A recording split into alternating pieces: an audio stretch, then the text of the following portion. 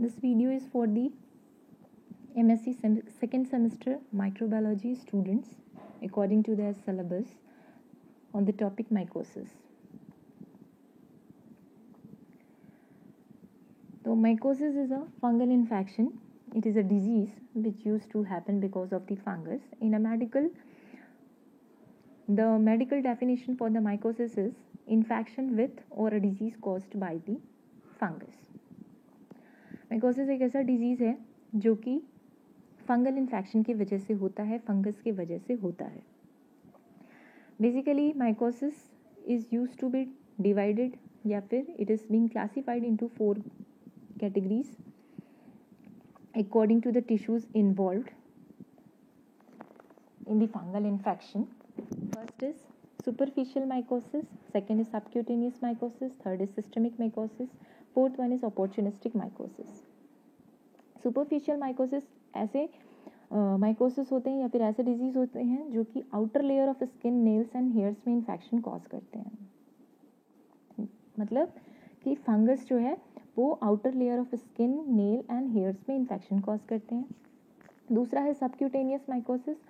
तो ये heterogenous group of fungi use to be involve in this subcutaneous mycosis. मतलब कि heterogenous group of fungus use to produce this disease and basically ये subcutaneous tissues में infection cause करते हैं. Skin के subcutaneous tissues में इन्फेक्शन कॉज करते हैं ये fungus. And in some cases underlying tissues and organs में भी इन्फेक्शन देखा गया है. Third one is systemic mycosis. तो systemic mycosis basically internal organs में इन्फेक्शन होता है इसमें. एंड इसमें फंगस बॉडी में लंग्स, गट्स एंड स्किन के थ्रू एंटर करते हैं. Fourth one is opportunistic mycosis. ये बेसिकली डेबिलिटेटेड पेशेंट्स में ये इन्फेक्शन होता है फंगस की वजह से, जो कि अपने पूरे नॉर्मल डिफेंस मैकेनिज्म जिनके ख़त्म हो जाते हैं या फिर इम्पेयर्ड हो जाते हैं, उनमें ये opportunistic mycosis use to be happen. So these are the 4 types of mycosis. So I will go through the superficial mycosis here in this video. So I start with the superficial mycosis.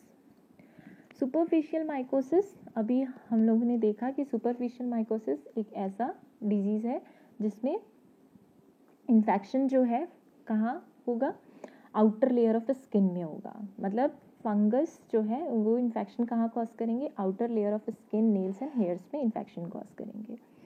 तो ये जो superficial mycosis है ये भी 2 तरीके के हो सकते हैं, surface infection and cutaneous infection. And one more thing which I left that कि सुपरफिशियल माइकोसिस को क्यूटेनियस माइकोसिस भी कहा जाता है. ठीक है, तो पहले हम लोग देखेंगे सरफेस माइकोसिस. तो surface infections. So superficial mycosis is divided into 2 types, that is surface infection and cutaneous infection. तो surface infection जो है इसमें क्या होता है कि जो फंगस होते हैं वो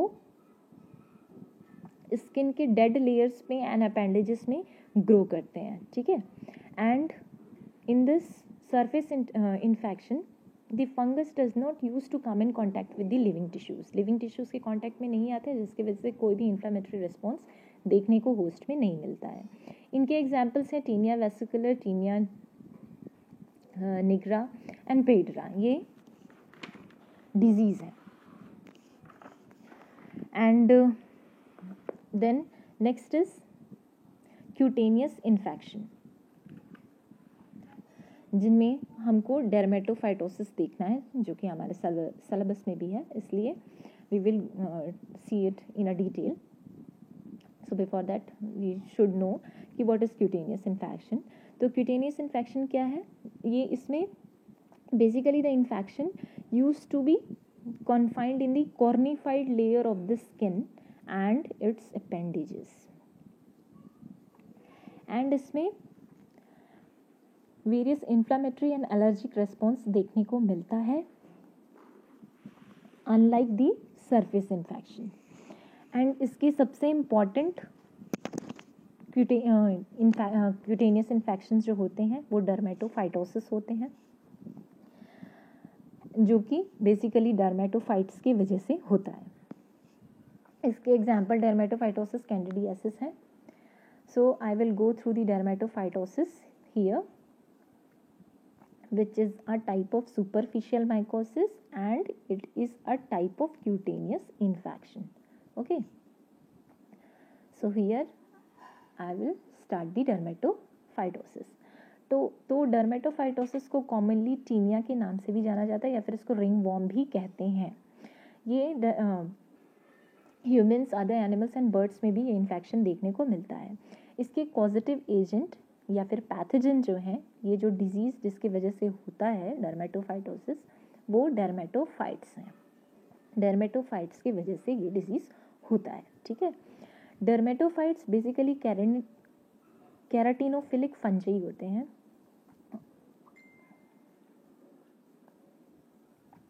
and this dermatophytes used to infect only on the superficial keratinized layer of skin, hair follicles and nails. And ये जो इन्फेक्शन है ये एक्यूट भी हो सकता है, क्रॉनिक भी हो सकता है. मतलब for the short period of infection भी हो सकता है and they can last for the life also. ठीक है. देन नेक्स्ट हम लोग देखते हैं कैरेक्टरिस्टिक्स ऑफ डर्मेटोफाइट्स. मतलब कि this dermatophytosis use to happen because of the dermatophytes. We know the causative agent. अब हम लोग उस कॉजेटिव एजेंट के कुछ कैरेक्टरिस्टिक्स देख लेते हैं. तो ये जो डर्मेटोफाइट्स होता है वो हाइलाइन फिलामेंटस फंजाई होते हैं एंड इनकी दे हैव द एबिलिटी, इनमें क्षमता होती है कि ये कैराटिन को as a source of nutrition utilise कर लें. तो how does they use to utilise it? तो by the enzyme, keratinase enzyme, they are able to utilise it, they are able to digest them, but they are unable to invade any living tissues. ये living tissues पे को invade नहीं करते, penetrate नहीं करते हैं. And by digesting this keratin layer, the pathological changes used to be appear in the infected host because of the fungi and उनके metabolic products के प्रोडक्शन के वजह से उसमें आपको होस्ट में पैथोलॉजिकल चेंजेस देखने को मिलते हैं. डर्मेटोफाइट्स जो हैं वो 3 ग्रुप्स में डिवाइड किए गए हैं. तो बेसिकली जो डर्मेटोफाइटोसिस है वो इन 3 ग्रुप ऑफ फंगस के वजह से होता है. तो पहला है माइक्रोस्पोरम. माइक्रोस्पोरम जो है वो स्किन एंड हेयर फॉलिकल्स में इन्फेक्शन कॉज करते हैं. ट्राइकोफाइटॉन जो है वो skin, hair follicles and nails में इन्फेक्शन कॉज करते हैं. एंड जो एपिडर्मोफाइटॉन है वो स्किन एंड नेल्स में इन्फेक्शन कॉज करते हैं. तो ये जो बेसिकली 3 ग्रुप्स ऑफ फंजाई जो हैं वो तीनों ही स्किन में इन्फेक्शन कॉज करने का काम करते हैं, पर उसमें इस माइक्रोस्पोरम जो है वो नेल्स में इन्फेक्शन कॉज नहीं करते और एपिडर्मोफाइटन जो है वो हेयर फॉलिकल्स में इन्फेक्शन नहीं कॉज करते हैं. Then next we will see the symptoms of this disease, the symptoms of the dermatophytosis या फिर the clinical features of the dermatophytosis. तो symptoms and appearance of lesions used to be vary according to the site of infection. मतलब site of infection on the basis of the site of infection either वो skin में है और nail में है या फिर hair follicles में अगर infection हो रहा है तो डिफरेंट टाइप के सिम्टम्स हमको दिखाई देंगे. मतलब कि according to the site of infection different symptoms देखने को मिलते हैं. बेसिकली क्या होता है कि स्किन पे, हेयर फॉलिकल्स में एंड नेल्स में क्या होता है कि लेजन्स देखने को मिलता है अगर इन्फेक्शन होता है तो. और जो लेजन्स होते हैं वो सर्कुलर होते हैं, ड्राई होते हैं, एरिथमेटस होते हैं and because of the infection variable degree of itching, scaling and inflammation used to be happen. And clinical forms are often classified on the basis of the site involved. देखा जाता है कि एक single species एक single species are capable to produce the different types of diseases, as well as a single form of disease can be happen because of the several organism also. And the phase is used to be seen while this dermatophytosis used to be happen. So what is the phase? The phase is actually the chronic type of ringworm जिनमें dense crust used to be developed in the hair follicles. Then carrion is also being seen, जो कि क्या होते हैं, severe boggy lesions होते हैं with marked inflammatory reactions used to be happen when this used to be seen. And अगर infection nails में होता है तो the nails used to get deformed, friable and discolor हो जाएंगे, उनके color में changes हो जाएंगे, as well as the accumulation of debris used to be seen under the nails when the infection used to be happen in the nails. And in the lesions, the dermatophytes के hyphae and arthrospores को देखा जाता है. The hyphae and the arthrospores used to be appear in the lesions. Then next is pathogenicity of this disease. So dermatophytes grow only on the keratinized layer of the epidermis. तो as we know कि ये outer layer of infection है, ये जो superficial mycosis जो होता है वो आउटर लेयर में इन्फेक्शन कॉज करते हैं. तो when this dermatophytosis used to happen, which used to happen because of the dermatophytes, we know that, है ना. तो डर्मेटोफाइट्स जो है वो कैरेटनाइज्ड लेयर पे क्या करते हैं, ग्रो करते हैं, and they does not use to invade the living tissues. वो लिविंग टिश्यूज को पेनेट्रेट नहीं करते हैं. And after growing the local inflammation use to be happen. The local inflammation देखने को मिलता है जो कि basically fungal products and hypersensitivity reaction की वजह से देखने को मिलता है. और ये local inflammation which use to be produced because of the because of the fungal products and hypersensitivity reaction, this is also known as the dermatophytids. Then here is some of the pictures through which you can understand the clinical features या फिर dermatophytosis जब होता है तो skin में कैसे changes दिखाई देते हैं. तो such kind of symptoms used to be seen on the skin of the patient. Here is some of the common dermatophytosis, that is tinea pedis, जिनको एथलीट फूट भी कहा जाता है. ये बेसिकली क्रॉनिक इन्फेक्शन होता है जो कि टोइस में पहले तो फंगल इन्फेक्शन होगा और फिर वो धीरे धीरे नेल्स में स्प्रेड हो जाता है. एंड जब ये नेल्स में स्प्रेड होता है तो नेल्स जो हैं वो ब्रिटल एंड येलो कलर्ड के हो जाते हैं. और ये जो टीनिया पेडिस है वो बेसिकली ट्राइकोफाइटम रुबिरम के वजह से होता है. Then second example is tinea unguium. This basically इसमें नेल्स में इन्फेक्शन होता है जो कि ट्राइकोफाइटम रेबरम, एपिडर्मोफाइटम फ्लोकोसम, ट्राइकोफाइटम मेंटोग्रोफाइट्स के वजह से होता है. Then third example is tinea cruris. This is also similar to the ringworm and basically इसमें ये ग्रोइन एरियाज में इन्फेक्शन कॉज करते हैं. And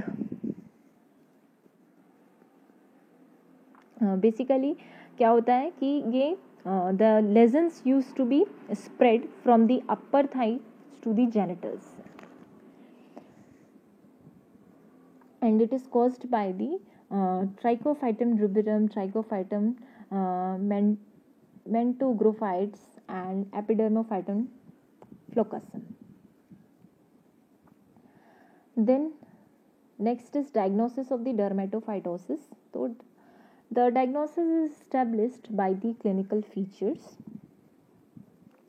So according to the clinical features, the diagnosis of the dermatophytosis can be done. Laboratory diagnosis के लिए हमको क्या करना होता है कि we have to collect the specimen firstly. तो स्पेसिमेन कलेक्ट करने के लिए हम लोग क्या कर सकते हैं कि स्कैल्पिंग लिया जा सकता है स्किन का, जहाँ पे इन्फेक्शन हुआ है वहाँ के स्किन का या फिर नेल्स का ले सकते हैं. As well as short length of hair could be plucked from this scalp, अगर हेयर फॉलिकल्स में इन्फेक्शन है तो. एंड इस चीज़ का ध्यान रखना है कि जब हम स्कैल्पिंग ले रहे हैं तो that should be from the edges of the ringworm lesions. Then after the collection of the specimen, this was the method to collect the specimen. After the collection of the specimen, we need to do the direct microscopy. तो laboratory diagnosis के लिए हम लोग कैसे diagnose कर सकते हैं? Bye the direct microscopy या फिर by the culture method. And then उसका हम लोग कल्चर करा के आइडेंटिफिकेशन कर सकते हैं, उसके माइक्रोस्कोपिक कैरेक्टरिस्टिक्स को आइडेंटिफाई करके हम लोग उसको आइडेंटिफाई कर सकते हैं, डायग्नोस कर सकते हैं. तो पहले अभी हम लोग देख रहे हैं क्या, डायरेक्ट माइक्रोस्कोपी. तो डायरेक्ट माइक्रोस्कोपी के लिए अभी हमको स्पेसिमेन चाहिए होगा. तो स्पेसिमेन कैसे कलेक्ट करते हैं वो अभी हम लोग देख चुके हैं. अब देखना है हमको कि डायरेक्ट माइक्रोस्कोपी कैसे किया जाता है. तो डायरेक्ट माइक्रोस्कोपी के लिए हम लोग क्या करेंगे, स्कैल्पिंग्स लेंगे, जो अभी हम लोग इससे पहले देखें कि हम लोगों के पास भी कलेक्ट हो गया है, स्पेसिमेन कलेक्ट हो गया है. तो हम लोग क्या करेंगे, स्कैल्पिंग लेंगे और स्कैल्पिंग को क्या करेंगे, स्लाइड में 10 to 20% को पोटेशियम हाइड्रोक्साइड के साथ उसको मिक्स कर देंगे. अब उसको मिक्स करने के बाद क्या करेंगे, उसको 10 to 20 मिनट्स के लिए वी विल इंक्यूबेट इट. हम लोग उसको इंक्यूबेट इसलिए करेंगे ताकि जितने भी कैरेटिन है वो डाइजेस्ट हो जाए. और डाइजेस्ट होने के बाद वहाँ पे सिर्फ आपका माइक्रो ऑर्गेनिज्म रहे, इसलिए. Then to increase it, to induce this process, we can warm the slide for the digestion. This warming used to help in the digestion of the keratin. Then उसके बाद अगर हमको ब्रांच्ड हेलिन सेप्टेड हाइफी देखने को मिलता है तो that is positive for the fungi. ठीक है. Then for the microscopy we can add the calcofluor white to the potassium hydroxide mount to view it with the fluorescent microscope, ताकि हम उसको फ्लोरेसेंट माइक्रोस्कोप में देख सकें. हम लोग उसके लिए कैल्कोफ्लोर वाइट को ऐड करेंगे. तो ये था direct microscopy method. Then next is culture method. तो बिफोर स्टार्टिंग दिस कल्चर अभी हम लोगों ने देखा डायरेक्ट माइक्रोस्कोपी मेथड. तो डायरेक्ट माइक्रोस्कोपी मेथड देख लिया. अब उसके बाद हम लोग जो ऑब्जर्वेशन करेंगे, हमको जो ऑब्जर्व होगा माइक्रोस्कोप में, तो हमको कैसे पता चलेगा कि हियर व्हाट काइंड ऑफ किस तरह का अपीयरेंस हमको दिखाई देगा जब हम उसको माइक्रोस्कोप में देखेंगे तो, है ना. डायरेक्ट माइक्रोस्कोपी का मेथड अभी देख लिए हैं. अब डायरेक्ट माइक्रोस्कोपी करने के बाद जब हम लोग उसको माइक्रोस्कोप में देखेंगे तो हमको वो कैसा दिखाई देगा अभी उसको देखेंगे. ठीक है.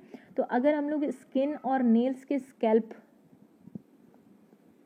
को अगर डायरेक्ट माइक्रोस्कोपी के थ्रू देख रहे हैं और अगर उसमें इन्फेक्शन है तो हमको ब्रांच्ड हाइफी या फिर चेन्स ऑफ आर्थोकोनिडिया दिखाई देंगे या फिर एरिथ्रोस्पोर्स दिखाई देंगे.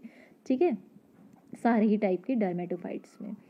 एंड अगर हेयर्स के स्कैल्प लिए हैं तो हमको 2 टाइप्स के ऑब्जर्वेशन मिलेंगे. एज वी नो कि जो हेयर है, जो हेयर्स में इन्फेक्शन जो होता है वो 2 टाइप ऑफ डर्मेटोफाइट्स की वजह से होता है. इससे पहले हम लोग देख चुके हैं, that is microsporum and Trichophyton. तो अगर उसमें माइक्रोस्पोरम स्पीसीज प्रेजेंट है ना, अगर उसमें माइक्रोस्पोरम स्पीसीज प्रेजेंट है तो क्या होगा कि वहाँ पे हमको आर्थोस्पोर्स का डेंस शीट दिखाई देगा. Around the hair. और अगर ट्राइकोफाइटॉन से अगर डर्मेटोफाइटोसिस हुआ है तो उस टाइप के केस में हमको स्पोर्स दिखाई देंगे इनसाइड दी हेयर शाफ्ट। ठीक है। देन नेक्स्ट माइक्रोस्कोपी, अगर डायरेक्ट माइक्रोस्कोपी करते हैं और वो नेल्स का हम लोग स्कैल्प लिए हैं, ठीक है, नेल्स की स्कैल्पिंग लिए हैं और उसको डायरेक्ट माइक्रोस्कोपी कर रहे हैं, तो उसमें क्या होगा कि उसमें हो सकता है कि for clearing with the potassium hydroxide it can take a day और उससे ज़्यादा भी लग सकता है। And basically for the demonstration of this nail is too difficult and demonstration इसका अभी नहीं देखा गया है कि कैसा अपीयरेंस होता है। Then after this we will see the culture method. तो culture method is very necessary for the species identification. For the microscopy हम लोग क्या उसकी जीनस देख सकते हैं, जेनेरा देख सकते हैं, जैसा कि अभी हम लोग देखे भी कि अगर डायरेक्ट माइक्रोस्कोपी अगर हम we are doing this laboratory diagnosis by the direct microscopy, तो इस तरीके के हमको अपीयरेंस देखने को मिलेंगे। बट अगर हम और देखने को मिलेंगे और हम सिर्फ उसे जेनेरा ही देख सकते हैं। अभी मैंने सिर्फ इतना ही बताया है। अगर हमको स्पीसीज आइडेंटिफिकेशन करना है तो we have to do the culture. ठीक है, हमको कल्चर करना पड़ेगा। तो हम लोग सबसे पहले क्या करेंगे, स्पेसिमेन कलेक्ट करेंगे उसी मेथड से जो कि प्रीवियसली अभी हम लोग देखें। एंड देन उसके बाद हम लोग क्या करेंगे, उसको इनोकुलेट करेंगे सेबोरोड्स डेक्सट्रोज अगार में, एंड जो which should contain the chloramphenicol and cycloheximide. And after the inoculation हम लोग क्या करेंगे, we will incubated aerobically at a room temperature for the 3 months and after for the 3 weeks। 3 weeks के लिए हम लोग उसको इंक्यूबेट करेंगे। And then after that, after the 3 weeks, though the growth is very slowly, so it used to take the 3 weeks, तो within 1 to 3 weeks में हमको उसकी कॉलोनीज देखने को मिलेंगी उस मीडियम के ऊपर, जिसके थ्रू हम लोग आइडेंटिफाई कर सकते हैं कि कौन से डर्मेटोफाइट्स के वजह से इन्फेक्शन हुआ है उस पर्टिकुलर पर्सन को। ठीक है। तो अगर ट्राइकोफाइटॉन अगर ग्रो करेगा, है ना, इट इज़ ऑब्वियस कि अगर ट्राइकोफाइटॉन से अगर इन्फेक्शन हुआ है तो वहाँ पे जो ग्रो होगा, जो ग्रोथ होगी, जो कॉलोनीज आएंगी वो ट्राइकोफाइटॉन की आएंगी। और अगर ट्राइकोफाइटॉन की आएंगी तो ट्राइकोफाइटॉन की कॉलोनीज एक्चुअली कलर्ड दिखाई देंगी, पाउडरी दिखाई देंगी, वेलवेटी और वैक्सी देखने को होती हैं। एंड जो कोनिडिया जो होगा, स्पैर्स होगा, थिन वॉल्ड होगा, स्मूथ होगा, सेप्टेड होगा एंड पैंशिल्ड शेप्ड का होगा। एंड अगर उस पर्सन को माइक्रोस्पोरम की वजह से डर्मेटोफाइटोसिस हुआ है तो इट इज़ ऑब्वियस कि वहाँ पे ग्रोथ किसका आएगा, माइक्रोस्पोरम का आएगा। अब अगर माइक्रोस्पोरम का ग्रोथ आया है तो हम लोग उसको कैसे आइडेंटिफाई कर सकते हैं, तो we can identify by seeing it colonies by its microscopic examination and microscopic examination से। तो माइक्रोस्कोपिक एग्जामिनेशन में हमको कैसा दिखाई देगा कि उसकी कॉलोनीज जो होंगी वो कॉटन लाइक दिखाई देंगी, वेलवेटी और पाउडरी दिखाई देंगी, वाइट और ब्राउन पिगमेंट्स दिखाई दे सकते हैं हमको। And this type of genera अगर ग्रो करते हैं या फिर दिस डर्मेटोफाइट्स अगर ग्रो करते हैं तो this can be identified in a scalp also. And this its macroconidia जो होते हैं are numerous and thick walled होते हैं, रफ एंड स्पाइनल शेप के होते हैं। एपिडर्मोफाइटॉन अगर ग्रो करता है, अगर एपिडर्मोफाइटॉन की कॉलोनीज आती हैं तो इनकी कॉलोनीज क्या हो सकती हैं कि वाइट हो या येलो हो या फिर ऑलिव कलर की भी हो सकती हैं। इनकी जो कॉलोनीज होती हैं वो पाउडरी होती हैं and it can be easily identified by the presence of multiple smooth walled club shaped microconidia. So this was the diagnosis of the dermatophytosis. अगर डायग्नोस करना है तो हमको क्या करना होगा, पहले स्पेसिमेन कलेक्शन करना होगा. स्पेसिमेन कलेक्शन करने के बाद हम लोग डायरेक्ट माइक्रोस्कोपी भी कर सकते हैं, डायरेक्ट माइक्रोस्कोपी कर सकते हैं, या फिर हम लोग थ्रू दी कल्चरिंग हम लोग उसको आइडेंटिफाई भी कर सकते हैं. ठीक है. Then this was the diagnosis. Then we come to,